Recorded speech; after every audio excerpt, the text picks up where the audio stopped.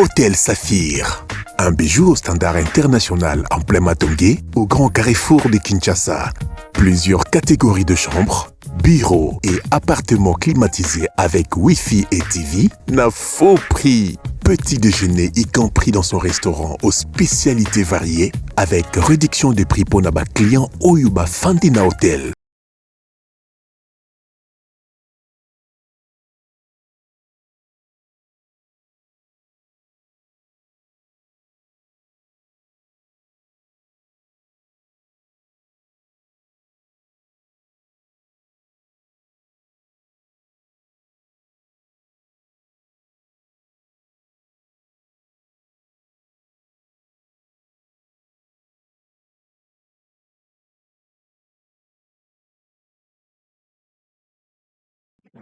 Très bien, Mbotela Bino, Balandi Abosolo Télévision, Totombeli Bino, Bolandi Bolamu, Pona Libako Tozui Lelo, pour parler avec vous à ce qui concerne la situation de notre pays, la République démocratique du Congo. Nous avons la noble responsabilité de vous informer, vous instruire, vous divertir aussi. Et ce que nous faisons tous les jours à partir des 11 heures, Boza Ebele Liboso Bateve Nabino.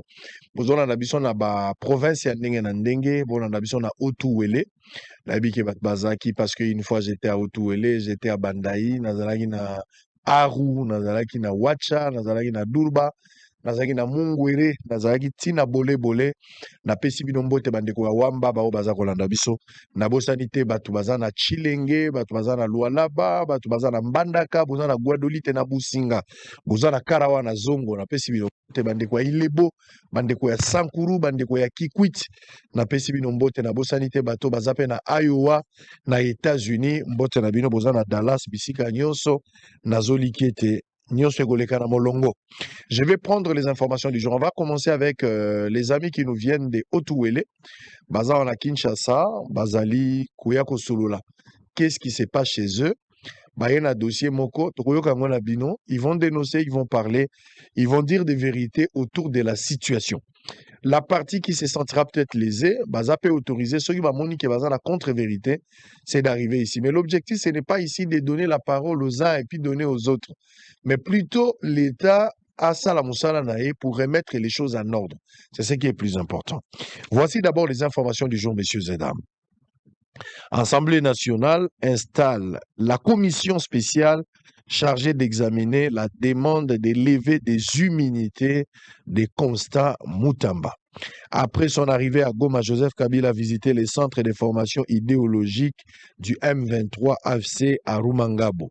Bounia, 4 morts dans l'effondrement d'un immeuble en construction. Sankourou, le gouverneur Victor Kitenge destitué. Sankourou, les plénières suspendues à l'Assemblée provinciale après la destitution du gouverneur. Diplomatie, une délégation des députés européennes attendue à Kinshasa pour des informations sur la situation de l'État. De l'Est, pardon. Kinshasa, plus de 200 millions de dollars de la Banque mondiale pour renforcer la résilience et l'assainissement. Walikale, reddition d'une trentaine de combattants, Raya Mutomboki à la base militaire de Biroué. Avant-dernière information, mesdames et messieurs, Kasai à Kinshasa, à Chikapa, la première ministre Judith Suminwa rassure quant aux mesures concrètes pour améliorer l'accès à l'eau, à l'électricité et aux routes. Les Frivao et la société civile harmonisent leur vue pour l'ouverture d'un bureau à Bouta. Allez, bozala kisangani, bozala na biso, na tombeli bino bolandi bolamu na bato baza na solaki na bato ya keti na tongo bato bazuwele. Bozala bondo, bozala keti na pesi bino mbote na zoliki ete bozali malamu kolongono na nzoto. 4 invités bazali bilenge baoyo baye kotala biso baye na dossier bango nde bakoexplike yango malamu. Freddy Doniyaya. Freddy Doniyaya azali président provincial de l'association des mineurs artisanales libres de Otuwele. Il est accompagné de monsieur Augustin Koulemfouka, azali secrétaire général de l'association, Eric Kiungu, conseiller juridique de l'association, et puis Serge Moukenaï, qui est coordonnateur de Amal. Donc, Bazali 4, Bango va expliquer tour à tour le problème. Alors, monsieur Freddy Doni Yaya, Mbotena. Mbote Papa Sango. Alors, merci d'abord, Nandenge, pour se déplacer pour passer à Bosolo. Mais pourquoi il fallait qu'on les gars kaka na Bosolo? Bon, et là, toujours, tu préfères tous les gars na Bosolo parce que Bosolo, ils ont moko ya bashene oyo elobaka bosembo ya makambo. Pe toyoka kayo olandaka makambo nyonso eleka na baprovince nyonso pe olobela yango na ndenge biso ba oyo bagene tosepelaka nango vis-à-vis ya vision ya chef de l'État, président Fatou Beto. Très bien. Allez. Boye awa, bozana dénonciation, ou soit boye ko expliquer ce qui se passe réellement. Nazo peso maloba, ngana ko intervenir à chaque fois ce qui besoin zali, pour expliquer problème, les amis vont compléter parce que binonos bouti une association moko presque. Alors boye na problème moko, je pense que yo koloba bandeko ba ko compléter chacun à son niveau. Vous avez le conseil juridique qui est là, c'est lui non? C'est lui le conseiller juridique, secrétaire Azali, et puis Ndekopé Azali, coordonnateur. Je pense qu'ensemble, Bozana cause moko o bozo bundela, vous pouvez vous compléter. Malobeza panayo, nini boye koluka na bosolo. Oui, Papa Sango, biso toye na Bosolo lelo, tu représenter province Mobimba ou tu représenter jeunesse. Et là, tu es na Bosolo na premier point na biso. C'est ça mon micro. Et là, tu es na Bosolo na premier point na biso, eza makambo toza na ngo situation oya société ekotaka na mboka na biso Kibali Mani Gold. Ekotaka na mbula nya. Et Kibali toyebi ke pour banda musala bana 2008 mais pour lancer musala officiel bana na 2010. À partir de 2010, biso tokola tobotama vie na biso ezalaka bien na mboka wana. Mais depuis arrivé à société Kibali Mani Gold, vraiment vie na biso ya bana otuele ezozala vraiment bien lisusu te. Tokomi ko vivre lokola congolais azo vivre na Rwanda. To toza lisusu na droite. Alors, biso tobotama tokola ba papa na biso ba oyo basala ba accouchement na biso na mbongo ya or. Telelo biso tosala musala na or. Mais depuis société Kibali akotaki biso tozo comprendre te toye ba kapete que ceux qui gouvernement na biso apesaka société Kibali otu ele mobimba soit à la place où il y a pesaka ye. Parce que jusque là toye ba raté ceux Kibali ya bandi wapi pe ya suki wapi. Alors yango biso tobimaki na otuele toya awa toye parce que peut-être ba cause na biso musu na Kinshasa ba ba raté ba situation oyo et pasaka na otuele bi na est kuna. Et conseil senga na biso moko ba toza sur place koya kolobela ngo na télévision ya Bosolo na politique. Nde yango toye lelo toye bananu limite exacte ya Kibali bandi wapi pe suki wapi. Pour Kibali akangi partout. Et ça so bozo travailler awa lobi ba bengani bino na ba masasi ba beti ba masasi ba blessé ba tokozoka kokufa otozo comprendre te likolo ya mboka na biso oyo nzambe apesa biso ba congolais. Pourquoi toko banda kokufa likolo ya mboka na biso? Alors bato ba bazo boma biso. Le plupart à Batouana, ezama ke bisto te mokolo société Kibali. Ce sont nos frères congolais ba policiers na ba soldats. Soki ka ba pesi bango mbongo boke ne bo benga na bato. Biso toyebi que na code minier et lobby que so beaucoup ba exploiter artisanaux bazo travailler quelque part. Pour bo mise bango zela ba normes à suivre.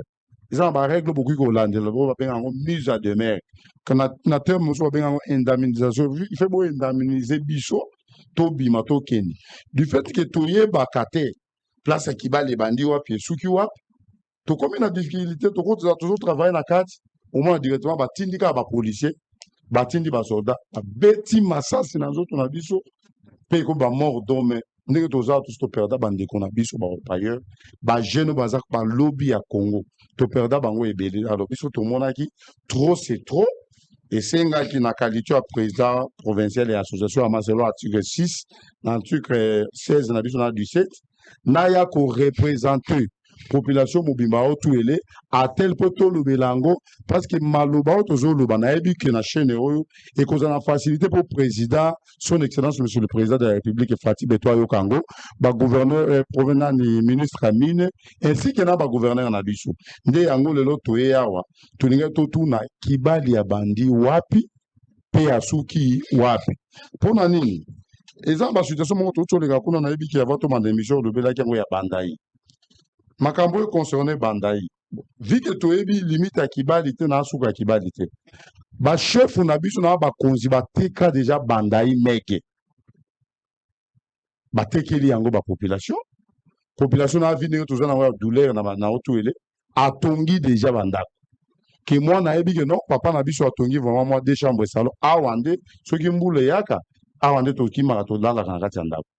Mais à notre grande surprise, bayaka mbala moko babandi kobuka bandako na bandai na mege kaki même ba mort d'homme pe jusqu'à maintenant ndenge nazobetelo masolo ezana ba bitu ezana ba makambo so sala makuna bande kona biso pe bakufi même na journaliste moko pe maboko na yebi ke katami azu coup de balle na maboko makambo ya mege na bandai to yebite biso jamais na États-Unis ou bien na Afrique du Sud tokuki kokende kende kobengana ba Sud Africain ou bien ba Américain mais comment na mboka na biso bakomi ko bengana biso lokola ba soso lokola bande ko biso pe bato perdre de la vie en plus de toza wana tozo kaka no ke kibali place Télézaïe place Télézaïe kibali depuis akanga ba place mususu na 2010 lelo papa ça monsieur komi bazamba toyebite soki projet na ye ezalaka ino balu na balio na bashakale balia bandeko na biso bazala na bavillage wana tozoyeba te parce que soki mboka biso bana mboka tozotravaille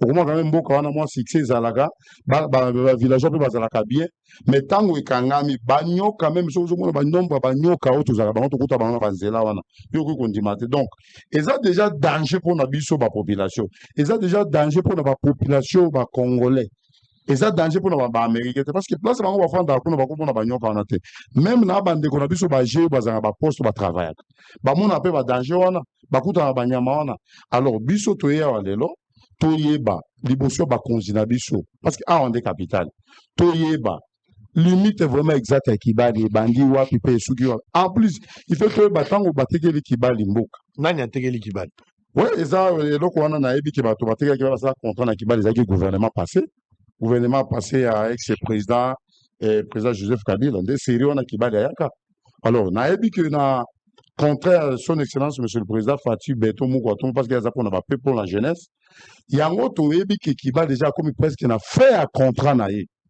tosengi na son excellence monsieur le président de la république na ministre affaires intérieures na ministre ya mine asala contrat lisusu na kibali te kibali aza papa malamu te kibali aza papa oyo ye azolinga ye moko nde adondwa me bana na ndako badondwa te kibali aza mopaya c'est un locataire kibali eza mboka na ye oye kofutela na lopango na biso papa sango comment okofutela moto akofutela na lopango akolinga te bana no basakana basi sentir ke baza à l'aise donc biso tokomi mal à l'aise na kibali yango tozosenga vis-à-vis na société kibali tozomona manque à gagner ya communauté eza communauté oyo esengelaki basala mpo na ye parce que nayebi ke ezalaka soki société moko eye na kati ya mboka mpona koexploite d'une manière ou d'une autre ezali na cahier de charge oyo baza kooblige bango na l'état congolais to na mboka mpo te basalela namona yango par exemple na Mai Ndombe nakendaka mingi na makambo oyo etali crédit carbone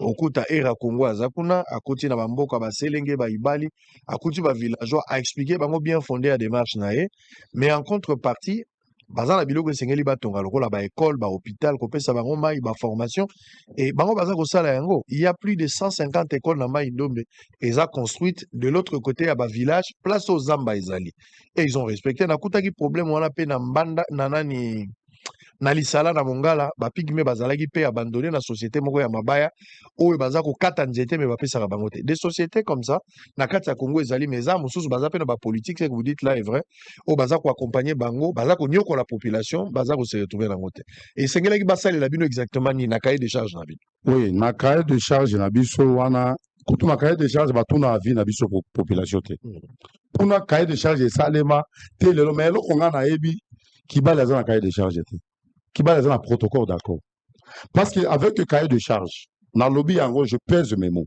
avec le cahier de charge bakobenga communauté na sale moko boye baleader baye nde basali cahier de charge par rapport à bosenga oyo population ya kosenga donc ngana vraiment tomona te cahier de charge ya kibali te ndenge tozobeta masolo na tikala jamais komona soit bandeko na biso mpe mosusu baza kuna batikala jamais komona cahier de charge ya kibali alors tozomona konyokola bapopulation eleki eza na ye major moko akuti kokufa nzambe vraiment nde ayebi nzambe ke molimo ne pema na kimia azalaka capitaine seri wana coup par coup Naibisio papa wana nyokola biso bana ya otu ili bana territoire à Wacha secteur Kibali ya blague était. Oko imaginer papa sango. Bazo tinda okende osukula ngulu na kopo moko ya mai basi biso kopo moko ndo osukula ngulu.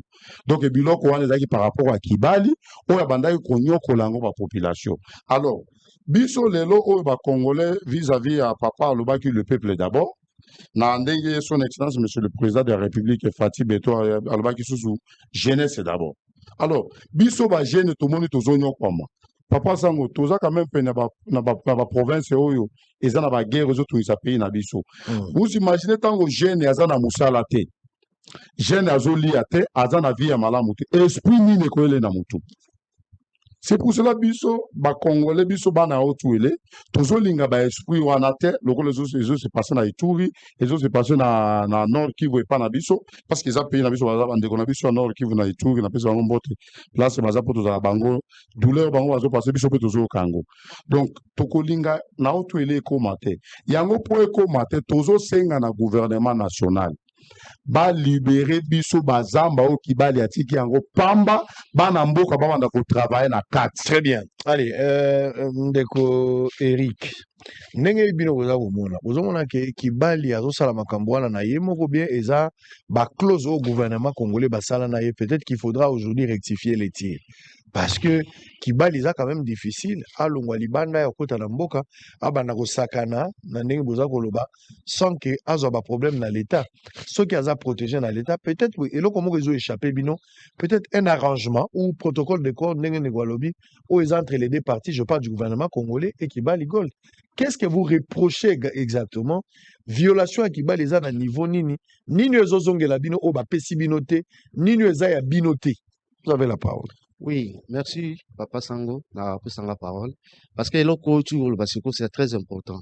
Parce que biso bato tozakuna na dulba. To remarqué ma mnoso qui ba azo sala c'est toujours azo violé. D'abord premièrement qui va la respecter à test été. Azo respecter test à tamroté o izo sali makuna.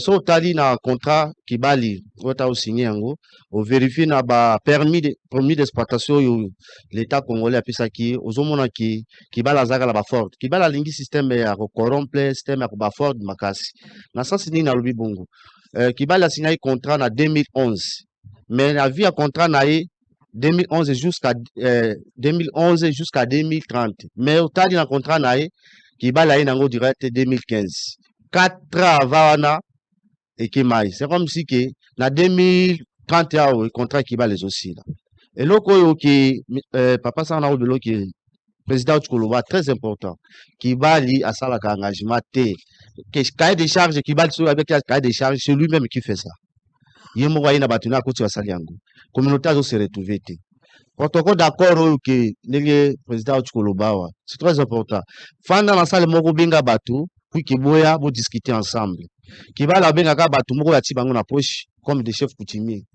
lelo mboko ezo kuboma kuna na kati na certains na biso Kibali c'est le chef coutumier qui tue parce que lelo yo Kibala vaya est-ce que chef coutumier ba pesa ki ba parole nini puis que makambo ya Kibali ezala pide papa sango c'est makambo ezoleke pa na biso kuna Kibali alingi ko corrompre au niveau tala d'abord contrat na ye azo corrompre nani bon je peux dire au terme que azo corrompre tout le monde donc je peux dire ce sont les autorités est-ce que ce sont les autorités coutumiers lelo Kibala azoya kuna ba espace nyonso o eza ya yete azoya corrompre ba chef coutumier à Tibone sans envie à contrat ya gouvernement central il fait ce qu'il veut il fait ce qu'il veut donc ils ont fait ça ma casse alors lelo biso to condamné d'abord Kibali to condamné ba chef coutumier na biso ba responsable locaux qui sont là-bas na secteur Kibali lelo Kibali tango aye so ba chef coutumier bazala ini moko banga bazo ba décision que avant au exploiter na terre na biso ya bakoko na biso il fallait bouiller est-ce que ba exposa ki yango non plus Kibala coutu le se laisser passer là-bas de lelo memeli libiso shida o Kibala zo don de la biso eza biso moko ne toza na faute wana donc vous n'avez pas été associé non nous tozala ki société parce que makambo esalema ki yango neti esalema yango à huis clos eza bato baza responsable ya jeunesse Duluba qui sont au Yebi Bango. On doit les citer ici. Mais allez-y. Oui, je peux dire d'abord, premièrement, bon, bah, ça responsable, il y a un secteur Kibali, c'est lui-même le chef du secteur Kibali. Parce que je vais vous dire, Papa Sango, il y a des problèmes qui se passent chez nous là. Kibali Tangoya Kaza, l'engagement et l'accord qu'il donne. Je peux dire en termes que redevance minière. Kibali appelle ça Yango. Loi, oh, le te appelle ça Yango. Appelle ça Yango, le gouvernement provincial. Oui, appelle ça, le gouvernement central, il y a 50%, gouvernement provincial, il y a 25%, secteur ou territoire, il y a 15%. Chez nous, là où nous sommes, dans le secteur Kibali, nous avons 15%, mais le secteur Nabiso, d'abord, je dis entité territoire décentralisé tout. Nous avons 15%. Mais le secteur Kibali, nous avons 65%. Papa Sango, chose étonnante que 65% wana tozwaka, so babelo que to divisé en sur koyo à pourcentage sur 15% na. Secteur Kibali 65%. So taliba millions, na peut so depuis décaissement, il y a détournement, il y a mbongo yo. Et bandaka la 2018. 2018, exercice à 2018, tant que Kibali banda sa biso donné biso. C'était 4 857 000. Premier exercice, soit 2018. Deuxième exercice, c'était 3 747 000 $. Deuxième exercice. Troisième exercice, 4 millions. Alors que, na otu na papa sango 4 millions à total, so total que total nyonso na biso 15%, ça 19 millions de 3 exercices. J'ai dit exercice 2018, exercice 2019, exercice 2020. C'est 19 millions et quelques de mille $. C'est que secteur Kibali a un bénéficiaire parce que mon imi ne pas naï. Il y a genre 65% par rapport à la bande qu'on a vu sur mon tout soit ETD. C'est qu'on a 65% à ETD, on a basalimine. Et là, le chef ou n'a pas gestionnaire à ETD. Gestionnaire à ETD, azo ça il a mbongo na famille na yi. Alors ça il a mbongo na pas poche collaborateur na yi, pas avec le comité. Alors que les communautés, pardon, je peux dire au terme. Alors que mbongo les aki mbongo la communauté. Potonga banzela, potonga bapon, so ba biso que le montant pexi au biso tozui na secteur Kibali. So bakbera kiso ki babilo koyo basali yango eza mawa. Eza la mawa makasi. Donc ils ont fait ça biso mawa. Donc problème na bino ezali Kibali azo se comporter na moi qui pomba. Azo tenir compte te il y a respect, il y a bakoro waza na ngona gouvernement. Ba pesi Kibali mabele illimité. Oh bino moko bakolomboka boko bisko na difficulté boyebite boko sala musala wapi. C'est ça le problème? C'est ça. Ok, c'est ça. Donc, il y a un problème de l'autre côté. Kibali a vrai dû, il y a beaucoup de cas à Bazamba, vu qu'il y a ça la complice dans le chef. Il y a chef coutumier. Mais Kibali a libéré Kabambongo, Nyonso, Oyo, et mérité na kopé ça n'engue ba yo kanaki. Wana za na problème te. Wana za na problème te. Foutel na eza normal. Afuta karo normal. Tozo reproché était du fait kazo futambongo. Azo futambongo très bien. Tozo reproché par rapport à kokanga bazamba oyo eza ya yete. Donc mbongo wana siko afutaka ekoya kana maboko chef de secteur. Oya para ya secteur. Ekoya kana maboko chef de secteur die donné sururu. Yende les loso communauté à double zolela. Eza au travers yé. Yende aza à tête. Asala na Kibali. Asala na Kibali yende a recevoir ba montant wana susu ko la million wana. Ba pesa rien à titre nini. Ba pesa rien à titre comme chef de secteur. Aza chef à secteur. Chef de secteur. Au monde nous non chef de secteur ya douba. Ya douba secteur za munene. Au monde ngazo lo ba wana aza mutu oyo bayaka na ba million koto yaka ko corrompre pour elongo na secteur et comme chefferie. Donc alingi atia ko lokole eloko moko privé. À la hauteur et cause d'ailleurs que ba montant il varie ça dépend ndenge production. OK. Mais zo ke na ba montant lokwa nini. Ba montant o tozo kene na yango nyonso wana ye na ko ebiki ko za mieux placé. Lo banzela na zo songela lo bana ngana. Donc ça ba montant ndenge zo varie. Selon ba année ba période. Ba montant ya biso varie selon les années. Ouais. Donc, première, donc, tu n'appelles son exercice à 2020. Ils ont 4 748 459 $. Yo, appelle ça Kiango, dans le secteur Kibali. Dans le secteur Kibali. Alors que l'exercice 2018, exercice à 2018, ils ont 3 974 800 73 $32. Point 32. Donc, c'est ça. Nous allons relever et à la banque. Nous avons des relevés. Banque, ils ont banque. Les relevés, nous allons relever à Kibali. Ça, c'est pour Banque. Ils ont banque. Ils ont relevé à Kibali. Kibali, Yango. Son moni, KGM. KGM, Badnadoul, Batou, Bayebi, c'est KGM, c'est ça. Kibali, Gorge. Donc, c'est ça. Bah, relever en Wanabo. Tout ça, la totale, on se fait ça qui, alors, il y a 19 millions. Oh, monsieur, là, comment on est? Oh, mais ça a recevé. Oh, il y a vu. Oui. Yenda, j'ai Donc, oui. 19 millions 303 82,92 dollars. Donc, oh, ils ont mis à ETD Nabiso, ça n'a rien produit quelque chose. Commande 2020. Commande exercice à 2018 jusqu'à 2020. 19 millions. 19 millions. Jusqu'à 2025. Jusqu'à 2025. Pas 2020, j'ai dit jusqu'à 2018. Tant qu'on a au décaissé, il y a un gros bosseur à la cagoté. Tant qu'on va faire le ministre à qui va les amants, mon badi que ça, qui va le qui mon moro na bombe la bino, les arabes bombe la bino. Revendication communautaire, il bombe la bino. Il faut ça à Moussala. Ils ont arrêté de vente mini. Il faut ça à Moussala. Après que ça Moussala wana boye, yé malamoko, bah yé va le bien qui tombe ça bino bongo. Permettre que ça soit un bela qui wana bo. Ça il a 4 millions, on a ça chiffre. Chiffre en 2018. Et puis ça qui la folie. Mon domo ça mongo neti ayo. Mongo ya communauté, mongo Moussala neti ayo. Hypothèse la communauté na banque to ba pesa na maboko ba na banque ba lobi ça ba projet na compte ça ba projet ezaki sasa ko tonga ba pont ba école on a combiner bien de communautés mais ce que bien communauté un individu qui gère ça avec l'entourage na chef à territoire chef c'est pas un chef de territoire c'est un chef secteur qui va les huit secteur chez nous là il y a le problème de secteur côté on va bien à la commune si c'est le commune oui. Donc, c'est ça terrible. C'est ça terrible. Parce que, on a bien les données qui est vrai. Alors, la hauteur, il y a les lots, vous en avez 19 millions de dollars. Plus à 19 millions. Je dis de 2018 à 2020. De 19 millions. 19 millions. C'est quoi, de 2020 et 2025. C'est nous, donc, 2 ans, Liboso, et Pessaki, et tout le bana 2 ans. 2018 à 2020, c'est 2 ans. 2 ans.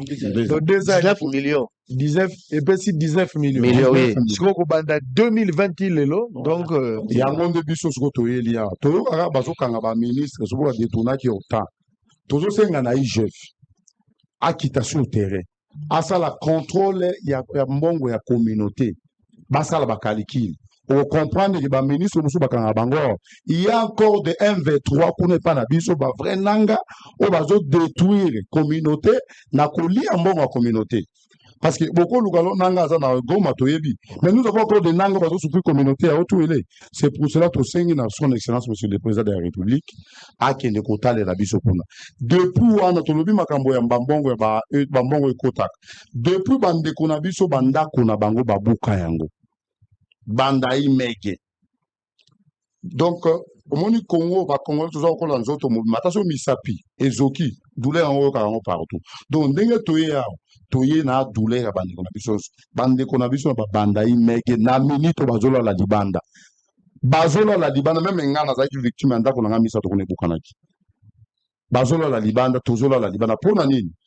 Eza ba maguye moko ya ba autorité na biso bazaka na kati ya ba biloko wana biso ba ozo ndenge na lobela kama o papa sa basi bakanganga 3 fois na prison pour na kotelemela la communauté. Donc je crois je suis le seul leader au na boya ka jeune na bango wana ya corrompre na ba mongo pour na tena parce que nous avons encore des esprits ya ba Lumumba et Kabila le peuple va être trahir jamais Congo. Donc naza wana pour na trahir ba population pour na trahir ba congolais.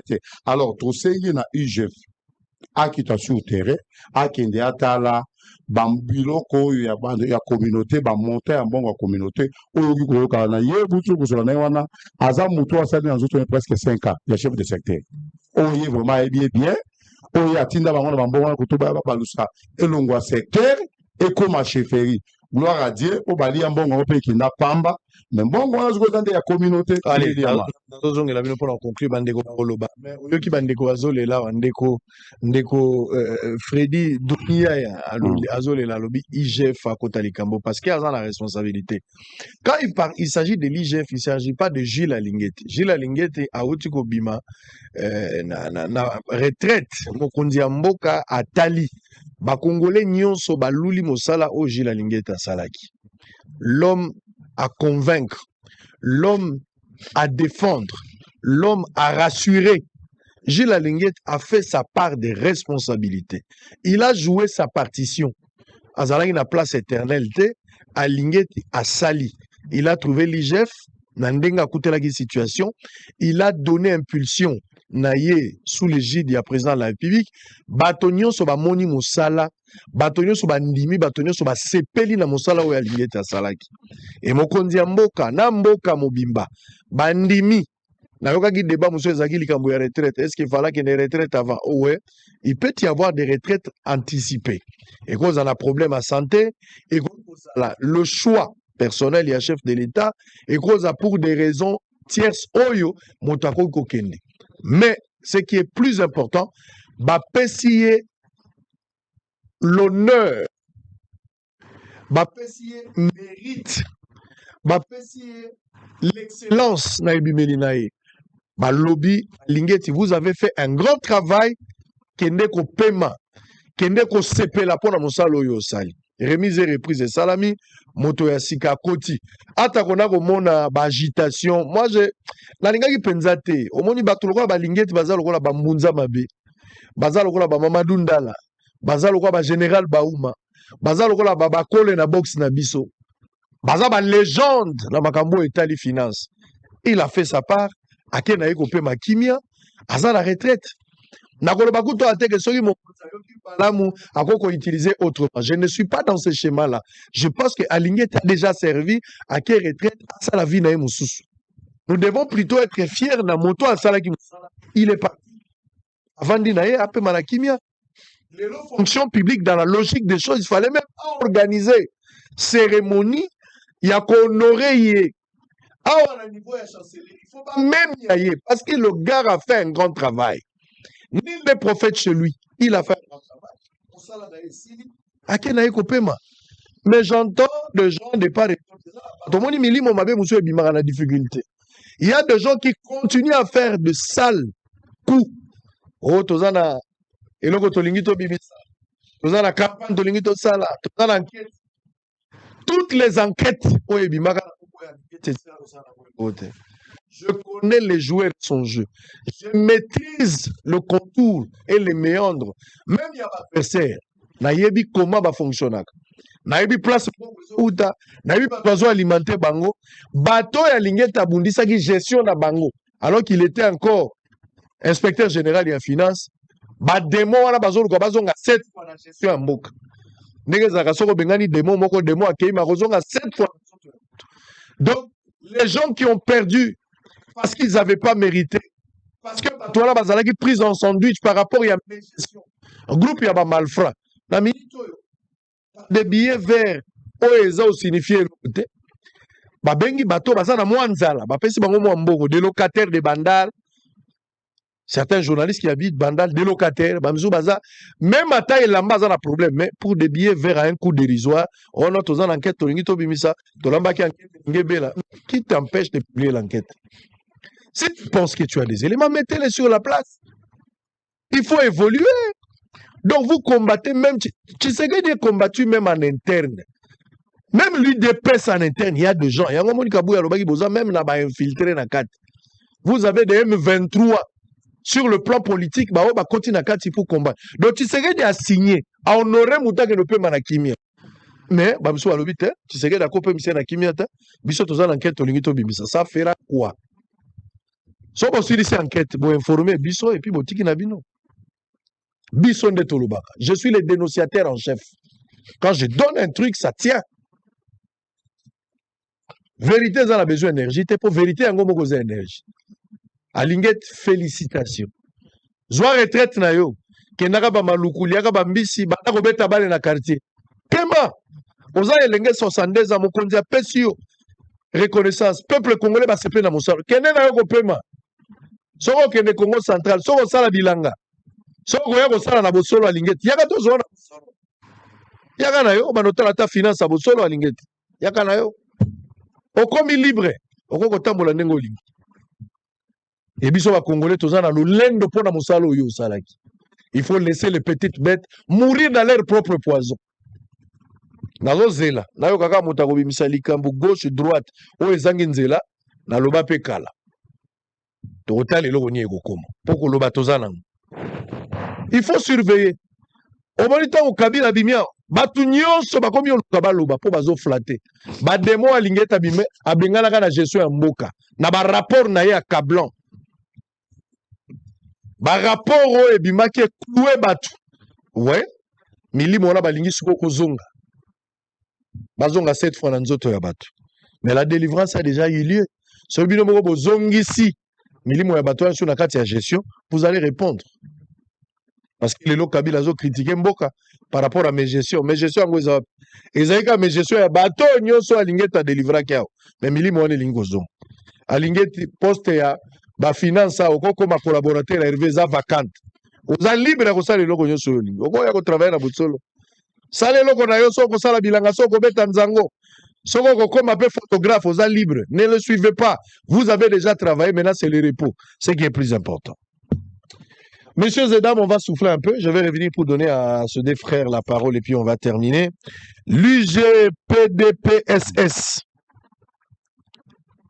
Les infrastructures construites, réhabilitées entre 2022 et 2025 avec plus de 500 infrastructures réhabilitées, construites et découvrez comment l'IGPDSS a construit et réhabilité les infrastructures qui jouent un rôle essentiel dans la transformation du système de santé.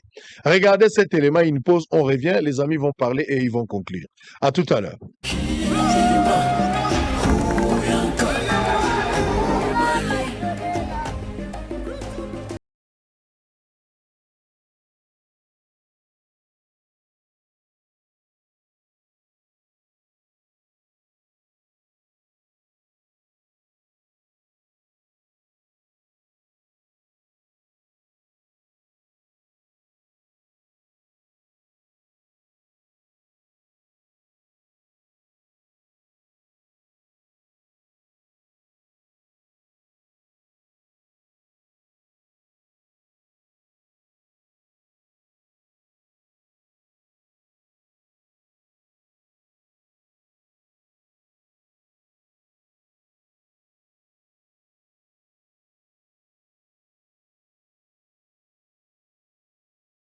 Beaucoup sur les infrastructures, nous construisons, nous réhabilitons.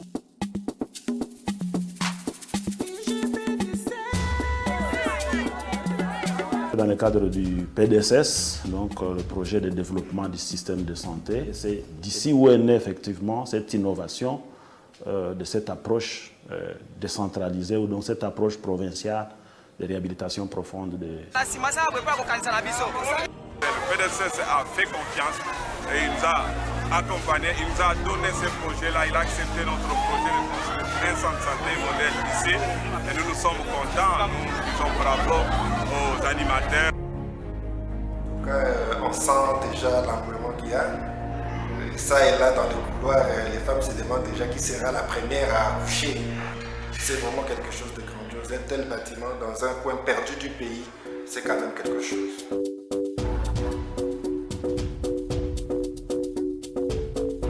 La couverture santé universelle atteint même les lieux qu'on ne pourrait pas penser. Vraiment, à 2000 km de Kinshasa, à 3000 km de Kinshasa, on parle de la couverture santé universelle. Dans ses débuts, c'est d'abord réhabiliter les lieux pour accueillir les malades, les patients. Deuxièmement, leur donner l'accès à des soins de qualité, c'est-à-dire un meilleur équipement, un personnel formé, aussi un approvisionnement en produits de qualité. C'est dans cette perspective que s'inscrit le projet de développement du système de santé PDSS financé par la Banque mondiale, qui a été par ailleurs renforcé avec le mandat à l'arrivée du chef de l'État. Il est vrai, nous avons déjà, au niveau des structures d'offres de soins, nous avons déjà, je dirais, construit et réhabilité plus de 1000 infrastructures à travers nos différents projets. Et là, ça signifie, quand je parle d'infrastructures de santé, c'est des hôpitaux, c'est des centres de santé, c'est de pavillons. Très bien. Allez, pour terminer, on va prendre Serge. Bon. Alors, yoki bandeko ndenge baza se plaindre likambo ya Kibali Gold Mining, mais na sepeli na honnêteté parce que besoin reconnaître makambo etali redevance Kibali besoin reprocher na côté.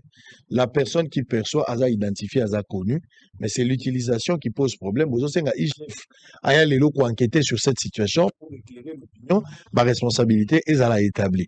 Mais problème la mine ezali ya ba espace Kibali apparemment ba pesa ye autour ele mobimba. Pour bino besoin la place à Ochama Kolote. Élément est sikezani. Bon, merci beaucoup. Ndeko sango, napesa nga maloba. Oyebi na nyonso oyo ezoleka kuna na Durba. Moko soki tofandi ndenge nazalaka kuna na communauté, tomitunaka. Nani aza derrière ba chef wana? Parce que makambo nyonso ezobotama wana. Si touti koloba te, Kibali akoko kopesa mbongo. Mbongo kokoma ekoya na poche nde ya ba chef o bazali ko diriger biso kuna. Alors soki toye kotala na ndenge bandeko baute koloba makambo na protocole d'accord. Oui, il y a eu protocole d'accord au communauté afandela o azelaka. Mais il y a des chefs oyo bazwa protocole d'accord on a bachango na ba poche na bango. O bango ba bimaka nango bakoma na entourage na bango ko bénéficier nango. Notamment sur Otali makambo Otali l'école où il fallait qu'ils allaient construire, Otali pont, Otali nani hôpitaux ba centre de santé. D'ailleurs ozaki kuna dernièrement, n'évitez ce que monaki a taille loko moko na certain Kibali oyo wuti o batongi yango na komba communauté. Donc c'est-à-dire ba détournement o wana nyonso nde bandeko balobi biso toza na posa ndenge toye awa to dénoncer yango. Et ça sous na eloko moko boye oyo na ngaki peut-être tonge to sauter yango toza na un problème moko kuna banzela na biso. Ezaka na problème ya ba poussière poussière na nzela toza na mutuka moko boye ba pesa ki wana ya nani oyo sopaka ba mai. Donc ba bien nyonso ya communauté na lobaka en général ezali ba bien ekoma ba bien privé ya mutu moko boye. Donc yango nozo mona lelo ndeko mongi biso toye uniquement pona ko dénoncer na ba biloko wana. Situation ebandi depuis Christophe ndeko ya nanga to ebandi kala lelo. En tout cas bandi banda nanga. Bandi kala. Ebandi kala. Lelo nde biso to lobité trop c'est trop. Même gouverneur Ouaye a trouvé solution à Likambote. Bon, on a trouvé trop solution. Est-ce que bon mon gouverneur? Bon, koloba komona gouverneur bon, asa ya pekuna. Gouverneur ayakuna ayoka biso. Mais tozan des solutions te. Aya yoka biso. Mais tozan des solutions te. To tikali ka lokola ban etike. Yango moni awa to koluka papa solution en fait sans il y a démarche na bino dans la dénonciation mais pour quelle finalité makambo sengeli sala mandenge nini makambo sengeli sala mabo o bino bozo toza na posa ya Kibali to bananu biso communauté to bananu ba limite na biso donc ba espace o batikela biso ba déterminer yango na to yeba parce que Kibali azui lokola mboka mukolo mona fani na lopango pona na 75 nga mona kaka batu baye kuna o baye ko sala baye ko recenser nini o te il faut bobima wa Kibali a trouvé ce qui or moko il faut bobima bon ba biloko ndenge wana toko luka mukolo mususu boko mona kaka to fandi boye bo fandi ka boye ka Durba na nyonso batu babimi si bakeye ozomona donc ba chef na biso c'est comme si vraiment bazo ebelo ni bago sa te na communauté ndozo mona tozo senga na bino elongo na surtout IGF ne batu bandeko ba oti koloba boye bakita nanu po ba ke trouver na biso solution makambo ya détournement wana population zonyo communauté zonyo kwa donc yango wana moni papa sango c'est la raison pour laquelle tu es vraiment na plateau awa poto luka solution na bana ya Durba territoire ya Wacha précision bazota la biso na ba site mususu oyo ezoluka ba problème oyo mege na nani na Bandai bitumba nde tozoloba boye nde tozali na plateau boye kuna masasi ezali. Très bien. Oui, Ndeko. Merci beaucoup, Papa Sam, pour la parole. D'abord, on a profité de Soleil Mokonzi-Mboka, son Excellence Félix Tshisekedi, il y a Mokonzi de Sopanaviso. On a intervenir par rapport à la situation isolée Kapuna dans la province Haute-Olé, précisément dans le territoire de Watia, secteur Kibali. Tous allez dans un un peu difficile. Tous allez dans Papa Sam. C'est pas pour rien, tout que ça démarche pour toi. Qu'est-ce qui se passe? En 2010, lors il y a avènement, il y a société Kibali Tango qui dans la province ya Haute-Olé, précisément dans le secteur Kibali, bah kuta qui biso to travailler dans la zone wana. Alors, bah solliciter qui la zone wana pour que non, bah on va na sondage. Biso peut respectueux des lois que nous sommes à l'époque de Boya Kité. Maintenant pour nous remettre bah tout place wana. Oh, c'est quand Kibali les lois opéré nango, il a fallu maintenant trouver des solutions. Parce que tu as dit, bah, tout qui ma bongote. Alors, il y a eu maintenant une réunion tripartite et salemaki. C'est-à-dire, il y a là qui, direction générale, il y a Sokimo, il y a là qui n'a pas sous-traitant. Il y a sous-traitant, na présence, il y a autorité politico-administrative à l'époque. Vandaki, pour que non mise en demeure et salé. Là, c'était en 2010. Parce que une solution, nini, la mise en demeure là. Baloba Kiboui, je vais vous lire. Dans le cas de mise en demeure Oyo, nous avons 3 matières à savoir. Pour qu'il balève dans Moussala, bisika Oyo en salon actuellement.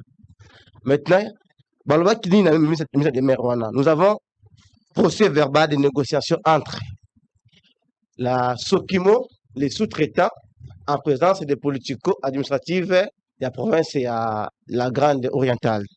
Qu'est-ce qui a été dû à l'issue de cette réunion tripartite-là? Ma proposition qui est un site alternatif. Donc, il faut quitter Kuna pour qu'il y ait un côté de travail. Donc, ce sont des sites-là alternatifs. Et il faut quitter qui place Wana, tout ce qui est Kibali, les lois sont vraies. Puis assez à clôturer déjà en haut. Maintenant, le problème qu'il a, c'est quoi? Actuellement, ce qui fait débat, c'est quoi d'abord? Parce que pour toi, ce qui fait débat, c'est quoi? Parce que, Bissika Oyo, tripartite, et Pesa Kibiso, Sokimo, Naba Konzi, Pesa Kibiso, tout travail en attaque de communauté. Bissika, les lois, ils allaient se polluer. Parce qu'ils allaient sous gestion, il n'y a pas de chef Dieu donné sous roue. Il y a des gérer la zone Wana. Ce sont des zones d'exploitation artisanale hors périmètre Kibali, Babirango Bongo. Maintenant, ces zones-là, c'est que communauté et travail et vrai parce que tous les mingi kuna. Kibali a la capacité d'engager tout le monde dans la province Wana. C'est-à-dire que Kibali doit œuvrer par rapport à l'exploitation industrielle, biso pe na secteur artisanal, tout ça peut moussala. Il y a eu des accords, il y a eu vraiment des compromis. Parce que Bissi Kaba réserva qui en a pour la biso tout travail artisanalement, ils allaient sous gestion d'un chef ou Dieu donné sur à s'approprier nango sikoyo. À commission exclusivité nae et loko ya privé. C'est là où ça fait débat actuellement qu'on a dans Durba. Véritable problème ya ngonde oyo oto nango to kité kuna poto na dossier oyo eza ya mege ya bandai na ya bisika wana ya communauté. Maintenant il y a la présence des Chinois dans la bisika wana communauté zali interdit à kota kunate. Ils ont créé des coopératives d'abord la spoliation. Ils ont créé des coopératives où ils ont œuvré kuna même l'état reconnaître Bonyangote. C'est-à-dire quoi? Bah, écoutez, bah, ça, bah, zéya, la coopérative, tout consort, mais bah, déterminer, bah, zone, c'est la coopérative, ça, dans ça, là. Vous connaissez, c'est la communauté. Et c'est la communauté, comme ça, dans zéya, ça pose problème. Maintenant, nous avons maintenant toute une communauté, où ils ont chômeur. Vous devez savoir que non, une jeunesse mal encadrée, c'est une bombe en retardement contre la nation. Il y a un Est, il y a toujours de Nungu. Parce que les autorités coutumières au Bazaliwana, ont une vision à chef de l'État. À cause de l'intérêt égoïste, ils ont s'accaparé dans la news. Ce que jeunesse d'abord, et surtout que nous avons abandonné à leur propre triste sort. Donc, ceux qui ont vraiment et MAB, ils ont apporté ma jeunes parce qu'ils sont délaissés. Et nous sommes des encadreurs. Président Abisso, M. Frédéric Dounia, Azali Moutou d'abord, à Kadakala jeune, à niveau, il y a Dourba, il y a Est Kuna, précisément, pour voir ce qu'il y a autre mouvement. Maintenant, on a des démarches que non, chef Dieu donné ce rôle, à l'ongla chinois naïe, Babisika Oyo, d'autres travaillent dans la site communautaire Rwanda. Donc, Sourou a des dossiers, hormis de l'argent qu'il doit justifier, mais chinois aussi. Oui. On va terminer, il nous reste 6 minutes, allez-y. Vous avez 3, vous avez 3. Et donc, on a zone de Papa Sango, on a assumé de la allez-y. Au moins, ce qui va place à chinois, ça place à Pesabiso, Moula, na accès, soit bien. Accès soit bien et comme côté comme un chinois. Maintenant, le président Frédéric, que le président de la jeunesse, c'est le président provincial. Na joie qui na matin à radio, na mi ba jeune. Et nous étiquette parce que va teke teke côté nous 2 millions de dollars, 3 millions, tous on a tout travail na carte. Il y a ngonde komelinga ngambo, bambongo chef diazo tia pour ba kanganga, pour ba sala nyonso même afuta qui même ba $25,000 kuna pour ba kanganga na carte ya prison. Awane na zao, na uti na prison.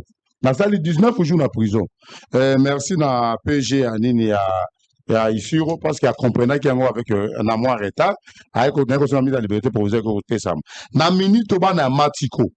Depuis bakanga mboka ba ko indemniser bango telelo ba indemniser ka bango te. Bana ya Rambi to ke peso makambo ya Giro Gold o za Giro. Bande ko na biso Giro bazo souffrir Giro depuis kangi pe zamba ba chinois bazo ba boyi ba to ba travailler ba to zo mbongo te bakangi ka zamba pour rien. Yango to ya to senga na gouvernement na biso eta la makambo zo le ka parce que to boyi biso ba jeune ba va moko boya ya comme ma biso. De deux et loko chef die biso nga vraiment na manoto c'est le rôle papa nanga. D'ailleurs monument na yo zo za ngani muto ko réhabiliter on a mbongo nanga.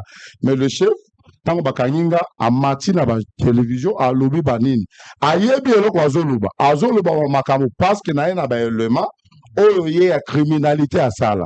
Donc ils ont 3 dossiers détournement et puis côté ka babiloko ya communauté spoliation de 2 na sera yé 3e eza crime. On a la question. Na le bango na que même ba lukanga nazo banga ngote parce que nazo défendre des populations. Donc o makamba criminalité on a ser nanga atumba est vivante batumba ngono vivante yo atumba est vivante na terre à M2 atumba est vivante ko tango atumbi ayebi que ce monsieur il va réclamer quelque chose ozoma ba moto wana ndegono batumba wana ser la biso dur ba mobimba o tuele ba yebi makambo na zolo bango parce que na zo bangi bazwa ndeko na yo batumba na tumba ya sopela essence atie ba moto zo mona na tumbi monsieur yango komo na ina chef Dieu donné sururu. Donc quand il y a un crime on a vu que le monsieur a question Freddy a collandé lango a tena ce qu'on a confusion na ba son excellence monsieur le gouverneur n'a pas ces mots de place ça parce que le gouverneur a banni au travail a banni au travail la formalité à goudron o ya tu ko ya siko mo ibi ya libosote o ya siko. Donc à comment il y a confusion na bango na ba à territoire soit disant que na finga ka bango non na finga ka mutute na zande soldats ya jeunesse. Aujourd'hui, la monique et jeunesse, alors se retrouver. Donc, il faut na dossier en déjà dans la cassation. Je dis ça, dans les avocats général déjà dossier c'est quoi dans la cassation.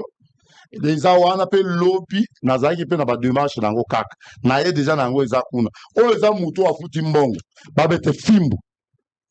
Tala vraiment niveau oyo muto ko momona lokola yende akomi l'état muto babeti pour nani babeti pour la ko réclamer pour la bilanga na ba to coopérative par rapport à nos place à coopérative la communauté azo réclamer babeti c'est fimbo.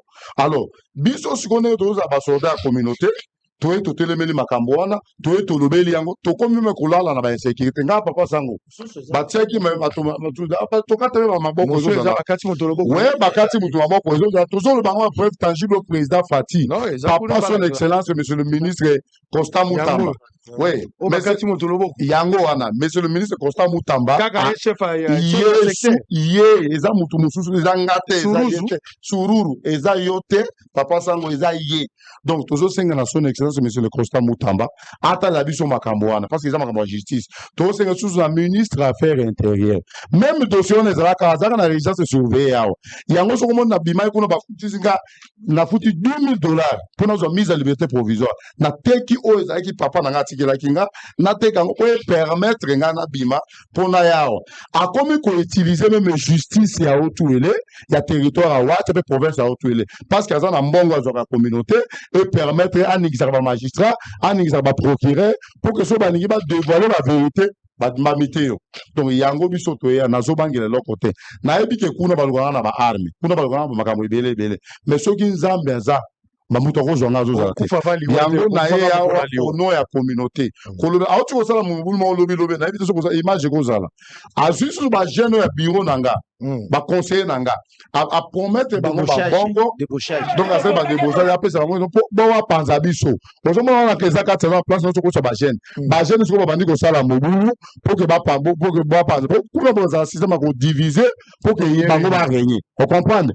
sikoyo yango nazosenga na communauté mobimba ya mali pesanga document nazosenga na communauté mobimba ya mali coopérative esalemi awa eza coopérative ya nkombo ya président Fredi te parce que bana kosa biso liboso tosala coopérative esalemi awa eza coopérative communautaire de Durba eza yanga te omona déjà eza notarié eza yanga te papa sango eza ya jeune nyonso oza na otuele oyo aza na droit kotravaille association ya mali balobaki ezozala wana association ya mali jusqu'à présent tobazali kozanga procès juridique ya ministre ya justice nafuteli yango mbongo ndenge na ye awa naye na mbongo ya communauté te papa sango naye na mbongo nga moko naluka yango nazosenga na bamembre ya communauté ya association ya mali que bazala agité te bazala retour na nga na Durba parce que biloko bazosala soki bamort d'homme ebimi bakoloba no eza président Fredi nde aza à tête et pourtant nga bato bazozala à tête eza balider oyo bagéra pendant 15 ans bamunini ya bawacha moke bakoka kosala makambo na osala te papa sango pour le moment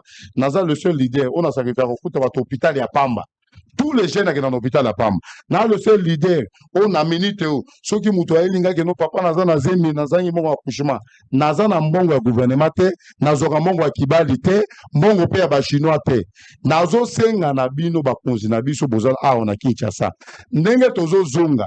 Vu que ce qui m'a fait la question, c'est que pour les Chinois, tous les Chinois, va libérer Matiko, va libérer Nini, et pour l'amboulambula, était commis par une autorité, où on a géré en gros, où on a mokonzi ya assemblée provinciale kuna eza biloko na été eza biloko ya communauté mutu moko akokopeka yango te donc ndenge tozozonga awa donc c'est déjà ultimatum na bana mungoku bana ngangazo bana ya Durba bana ya Watch tozokende kobengana ba chinois kuna po eza bango te lelo soki chinois atongi omoni ndenge totongi biso télévision eza na avantage na biso parce que totongi yango na pays soki lelo chinois azwi mbongo akotonga eloko ata moko na pays te yango nazosenga na président nani directeur ya biso ya Seimap ou aza jeune lokola biso papa na biso ata na biso makambo parce que yende azaka cadre na biso na bi directeur ya Seimap ou aza jeune lokola biso ata la biso makambo parce que lobe ko créer ta mususu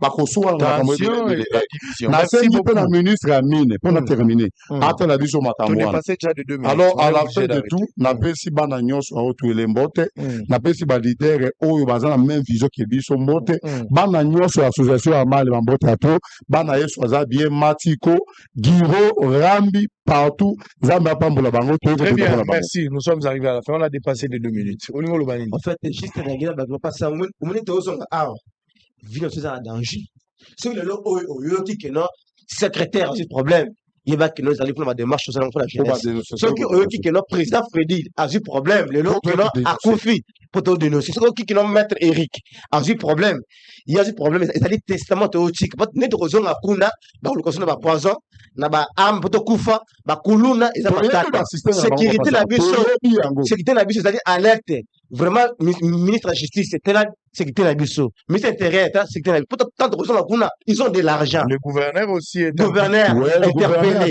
doit être aussi interpellé merci beaucoup merci bon ce qui est vrai si vous savez que vous êtes dans le vrai moto akufa avant liwa zate OK faut botambola na ba principe na vie moto akufaka va liwa aza korapele bino ke moto akufa va liwa azate Dieu ne sera jamais surpris ya komona yo na lola donc po koma na lola nzamba yebi ke yo ndozoya c'est-à-dire il voit la fin avant le commencement Et là, quoi, les bosso et côté là, peut bando bangi ça eza ennemi ya ko dénoncer ça la peur. Ce qui kaka ko bangi côté lio. C'est ça. Au quoi sous ça et l'autre. D'accord. Toza boleki déjà 25 ans ndenge boza. Mataba 30 à 40 basa. Il faut beaucoup ma mesure ya kotala mutune longo lobelier. Tolobelaka ba. Dans la place à momema yote anelo ko sala. Ya ngondo bakanga biso ba ko lever nga na 2 heures. Na lobby eza parcours. Eza parcours. Donc, ce qui est délivré, ma belle na bino place bozali, boko délivrer ngona mapate bato bazo melanati. Malobande ko délivrer ngo. Bozana arme forte, si vous savez que vous êtes dans le vrai, ne reculez pas. D'accord. Je pense qu'il faut organiser un deuxième voyage na yana na otu elewa. Wana ko zala. Il faut na yana ba mesa ko bomba yo. Na ko bomba. Il fallait bon donc nani ko bomba. Je pense que tu passer la banque. Non. Non, il faut pas hôtel to kubanda ko. S'il vous plaît. Tango na yaki na otuwele kibali afutaki billet. OK. Kibali afutaki billet. Vous avez un renseignement, vous pouvez chercher. Oui. Kibali afutaki billet ni logement. Tango to yaki to sali musali zalaki visite, l'objectif ezalaki to kendeti na Wamba.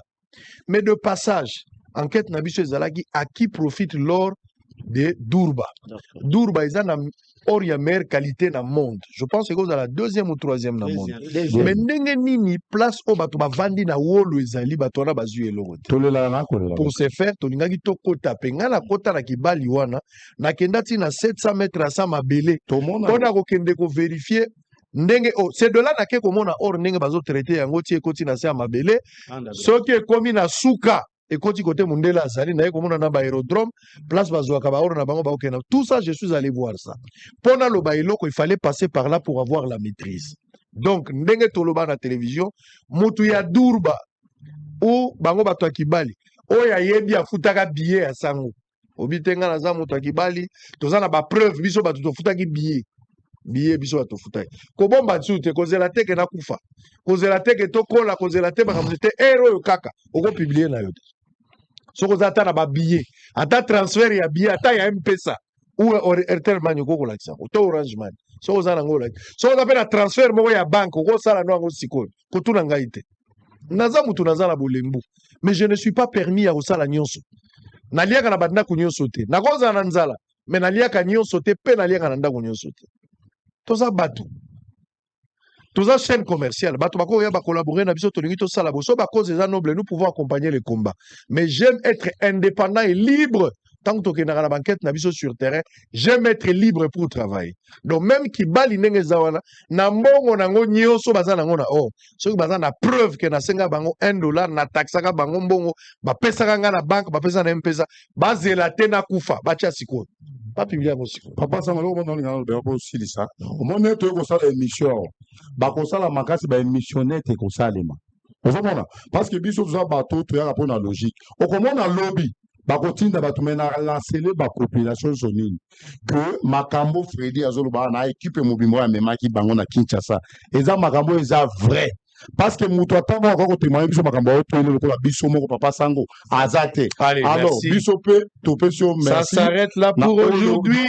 Merci beaucoup. Zambe apambola allez, on va se voir Zambe pe apambola bandeko biso na okuta kalamingité. Pasteur nanga ino Zambe apambola. S'il vous plaît. Si yo faut appeler pasteur, posolo bamingi. C'est qui était na mettre j'ai trop mettre Zambe apambola bango. Cordon Michel Zambe apambola bango ba mama nyos na eso za bien ba mama nyos na duba. Zambe apambola. Tebino bo bandolo wa so bo sisi wo yisinga. Papa Sango za pa bola. Papa Sango zigonza mba pambola. So bo sisi wo yisinga. Et s'il va pas. To clôture to sur Papa Sango. Bo solo sili. Merci. Hôtel Saphir, un bijou au standard international en plein Matongé, au grand carrefour de Kinshasa. Plusieurs catégories de chambres, bureaux et appartements climatisés avec Wi-Fi et TV n'a faux prix. Petit déjeuner y compris dans son restaurant aux spécialités variées avec réduction des prix pour nos clients Oyuba Fandina Hotel.